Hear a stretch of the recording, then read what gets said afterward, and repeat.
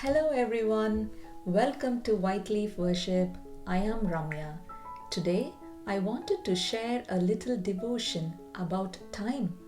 One of our cousins shared this in our family Zoom meeting and it really blessed me.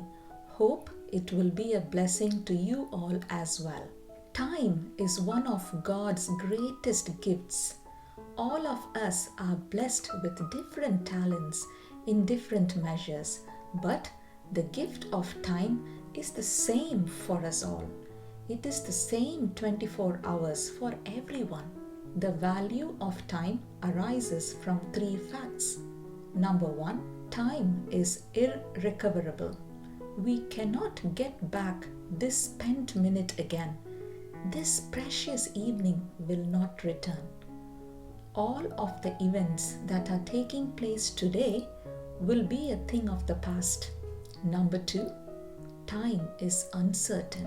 One of the greatest lessons this COVID-19 pandemic has taught mankind is our time here on earth is uncertain. None of us can predict the time or the day of our death. It is a mystery known only to God. Remember the parable of the rich man who was planning to enlarge his barns? In the Gospel of Luke, Jesus talks about a rich man who had a fertile farm which produced fine crops. He did not have room to store them. Then he said he will tear down the existing barns and build bigger ones so that he will have enough room to store it all for the years to come so that he can eat, drink, and be merry. Jesus said, "You fool, you will die this very night. Then who will get everything you worked for?" Yes, it is foolish to store up earthly wealth but not have a rich relationship with God. Number three, time is brief.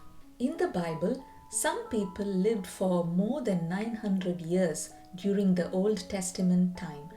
Even such a long span is brief when compared to eternity. In Psalm 103 verse 15, we read, "Our days on earth are like grass. Like wild flowers we bloom and die." Similarly, James chapter 4 verses 14 says, "How do you know what your life will be like tomorrow? Your life is like the morning fog. It's here a little while, then it's gone." We will never gain a wise heart until we come to understand the brevity of time and place proper value on it. Idling, procrastination, and being a busybody are sins to be avoided as children of God. If that is so, how do we spend our time living as Christians? Once a teacher came to his class, kept a large jar on the table filled with stones and told the students that the jar was full. Then he placed some pebbles in the jar and shook it. The jar could accommodate all the pebbles. He further put some sand into the jar. The sand filled up all the crevices between the stones. Lastly, he poured some water, which also found its place in the already full jar as the sand absorbed the water. Here, the stones represent the important things in our life and the others represent the not so vital things in our life. The variables of the above illustrations are thus: the stones are the quiet time with God, the pebbles is the family and profession, sand are the other interests that edify our life. We should prioritize our time accordingly. It is important in what order we fill the jar. If we fill it with sand first, there will be no place for anything else. Now answering the question, what water stands for? The teacher said, however full our life may seem, there is always room for a cup of tea with a friend. In this way, we should always look for opportunities where we can love others and be the salt and light of this world. God, in His sovereignty, has given us enough time to accomplish His purpose for our life. The call is to discover His plan for us and act accordingly. Apostle Paul told the Ephesians, "Lead a life worthy of your calling, for you have been called by God." Ephesians 4:1. He exhorted them to make the most of every opportunity in these evil days. Ephesians 5:16.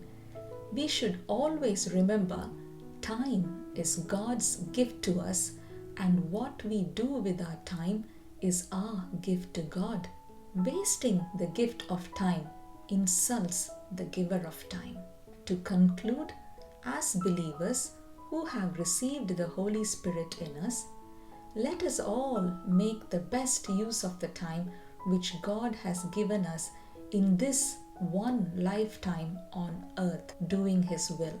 Let us get our priorities right, begin the day with Christ, and take time to be a bold witness for Christ wherever He has planted you. Acts chapter 1 verse 8 says, "But you will receive power when the Holy Spirit comes upon you, and you will be my witness, telling the people about me everywhere, in Jerusalem, throughout Judea, in Samaria, and to the ends of the earth." That's all for today.